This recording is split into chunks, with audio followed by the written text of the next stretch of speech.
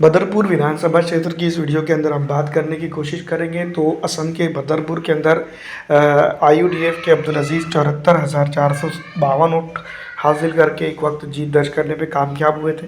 50,504 vote जो है तो बीजेपी को यहाँ पर उस वक्त मिले थे। तो कुल मिलाकर अगर बात की जाए तो इस इलाके की जो राजनीति है और राजनीतिक गणित है उसमें अगर हम बात करें तो इस इलाके के अंदर ख़ास करके मुस्लिम पिछड़ा दलित आरक्षित समाज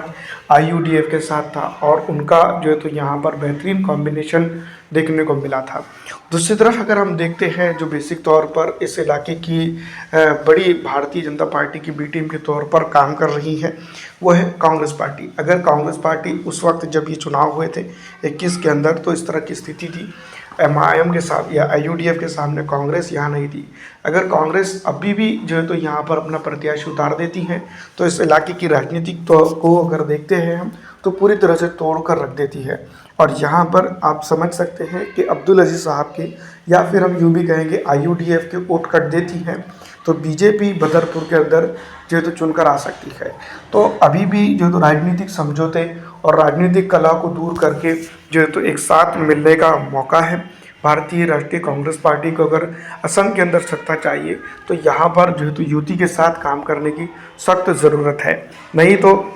जिस तरह से अभी बयानबाजी हो रही है भारतीय राष्ट्रीय कांग्रेस पार्टी के तरफ से, जिस तरह से मुसलमानों को इग्नोर किया जा रहा है, और दूसरी तरफ से अगर देखा जाए तो ये बात मैं नहीं बल्कि खुद इनके नेतागण जो है तो कहते नजर आ रहे हैं कि भारतीय राष्ट्रीय कांग्रेस पार्टी जो है तो बेसिक तौर पर पूरे हिंदुस्तान के अंदर जो है तो मुसलमानों को इग्नोर कर रही है और इसका रिजल्ट जो है तो भारतीय राष्ट्रीय कांग्रेस पार्टी को बहुत जल्दी देखने को मिलेगा, ताकि जो है तो जनता उसको छोड़ेगी और दूसरी तरफ जो है तो दूसरे पॉलिटिकल एजेंडाज के साथ पॉलिटिकल पार्टियों के साथ जुड़ेंगी और उनके खुद के नेता भी ये बात मानते हैं। तो इस इलाके की जो राजनीति है IUDF को साथ में लेकर अगर जो है तो चलती है भारतीय राष्ट्रीय कांग्रेस पार्टी तो यहाँ पर सीधी तौर पर उनका ही फायदा होगा। नहीं तो इस इलाके की जो राजनीति है उसका राजनीतिक गणित पूरी तरह से बिखरेगा और जो है तो बीजेपी इस इलाके के अंदर चुनकर आएगी। आपको क्या लगता है कमेंट करके ज़रूर बताइएगा।